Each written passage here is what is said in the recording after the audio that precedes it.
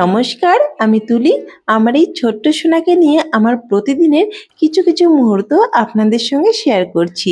আশা করছি আপনারা সকলেই ভালো আছেন। আমরাও বেশ ভালো আছি। আজকে সকালটাই শুরু হয়েছে আমার রান্নাঘর থেকে।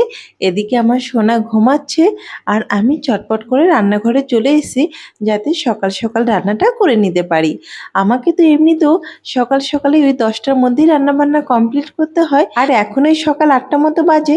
আমি কিন্তু রান্না অলরেডি বসিয়ে দিয়েছি। একদিকে ভাত বসিয়ে দিয়েছি আর একটা উনুনে বসিয়েছি মসুর ডাল। ডালটাকে একটু অল্প জল দিয়ে আগে খুব ভালো করে সেদ্ধ করে নেব, তারপরে কিন্তু এর মধ্যে গরম জল মেশাবো। এতে কিন্তু ডালটা খুব তাড়াতাড়ি সেদ্ধও হয় আর খেতেও কিন্তু বেশি ভালো লাগে। অনেকেই দেখেছি প্রেশার কুকারে ডাল সেদ্ধ করে নেয়, কিন্তু আমি প্রেশার কুকারে ডাল সেদ্ধ করলে খেতে পারি না, খুব একটা আমার কাছে ভালো লাগে না। তাই আমি কড়াইতেই ডালটা সেদ্ধ করে নিচ্ছি।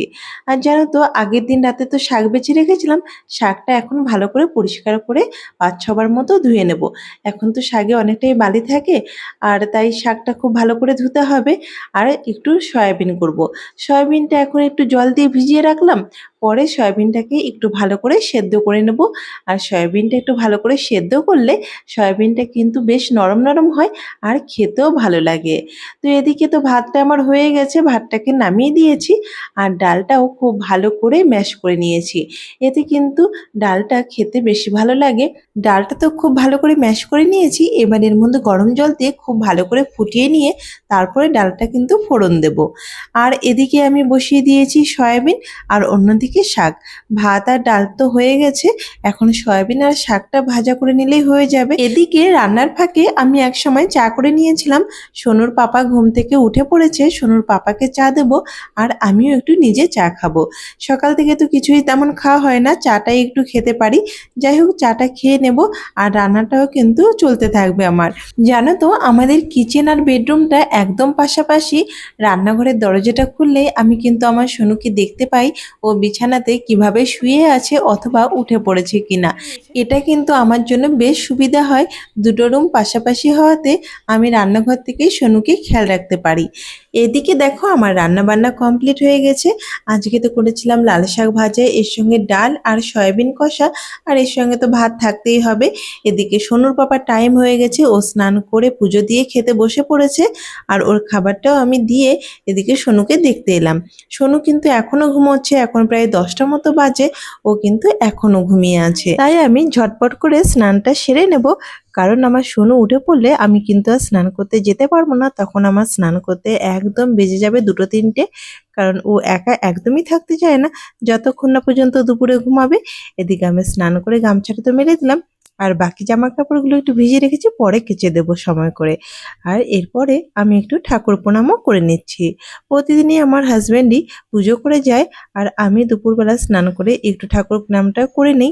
আগে আমি রোজই পুজো করতাম, কিন্তু এখন সোনুকে গুড সামলে মর্নিং পুজো পাপা। দেওয়াটা একটু চাপের হয়ে যায়। যদি ওকে কেউ রাখে গুড তাহলে কিন্তু আমি মর্নিং। পুজোটা ভালোভাবেই দিতে পারি, আর পুজো দিলে এটা কিন্তু মুখে মনও এগুলো ভীষণ কি ভালো লেগে লাগে। আছে? এদিকে দেখো আমার সোনু ঘুম থেকে হ্যাঁ, উঠে পড়েছে। ঘুম হয়েছে তোমার? ঘুম হলো? কি গো? আ একদম সুযোগ পেলে এলো টপাস টপাস টপাস। কি পাপা? পাপা এ কে রে এটা? এই পারছে না পারছে না। এই টাস এই এই এই হবে হবে হবে হবে হবে। হ্যাঁ। এদিকে দেখো সোনু প্রায় 11টার সময় ঘুম থেকে উঠেছে। এবার ওকে একটু ঠান্ডা গরম জল মিশিয়ে ওর মুখটা একটু মুছে দেবো আর মুখের ভেতরটাও একটু পরিষ্কার করে দেবো। জানো তো এভাবে আমি প্রতিদিনই ওর মুখের ভেতরটা পরিষ্কার করে দিই, এতে কিন্তু ওর একটা ভালো অভ্যাসও হয়ে যায়। একটু বড় হলে যখন ব্রাশ দিয়ে ও ব্রাশ করবে, দাঁতগুলো হলে তখন কিন্তু আর বিরক্ত হবে না। তো দেখো আমার সোনুকে কিন্তু আমি অনেক দিন থেকে এরকম ভাবে মুখটা পরিষ্কার করে দিচ্ছিলাম, ওর কিন্তু এখন এটা অনেকটাই অভ্যাস হয়ে গেছে। আহা কি হাসি, কি হাসি! কে এটা? কে? কে? সৌনক মণ্ডল? তোমার নাম সৌনক মণ্ডল? জানো তো আমার সোনু কিন্তু ঘুম থেকে উঠে খুব একটা কান্নাকাটি করে না, ও কিন্তু চুপচাপই থাকে। খুব কম দিনই হয়েছে যে ও ঘুম থেকে উঠে কান্নাকাটি করেছে। শুধু ওর কাছে একজনকে থাকতে হবে, তাহলেই কিন্তু ও খুশি হয়ে যায়। আমার কাজগুলো এখন বন্ধ। এখন সোনুকে আগে পরিষ্কার করব, তারপরে ওকে ওরা হাগিসটা প্যাম্পাসটা খুলবো।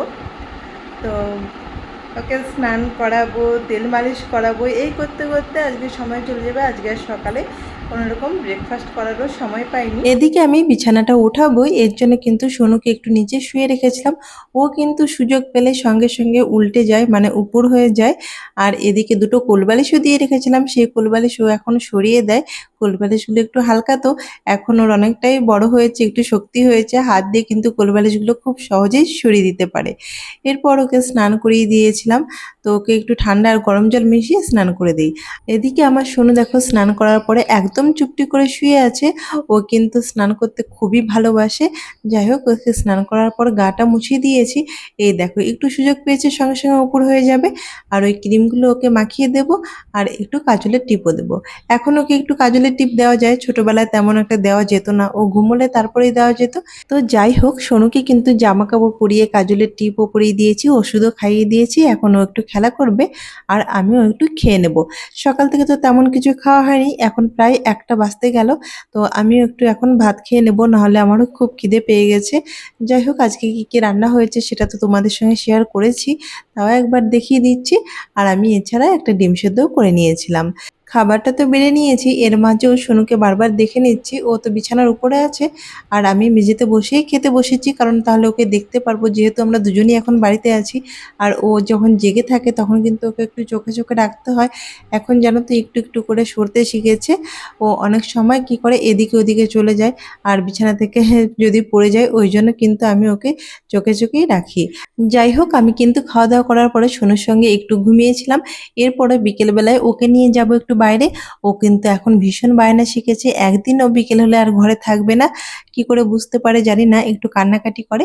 তো বিকেলে বাইরে ঘুরতে যাওয়ার আগে আমরা মা ছেলে দুজনে মিলে একটু ফটোশুট করে নিচ্ছিলাম, আর একটু রিলও বানিয়ে নিচ্ছিলাম। তো আমাদের মা ছেলেকে কেমন লাগছে তোমরা অবশ্যই কমেন্ট করে জানিও। আর আমাদের ভিডিও যদি তোমাদের ভালো লেগে থাকে, একটা লাইক করে আমাদের পাশে থেকো। দেখা হচ্ছে খুব শীঘ্রই। সকলে সুস্থ থেকো, ভালো থেকো, নমস্কার।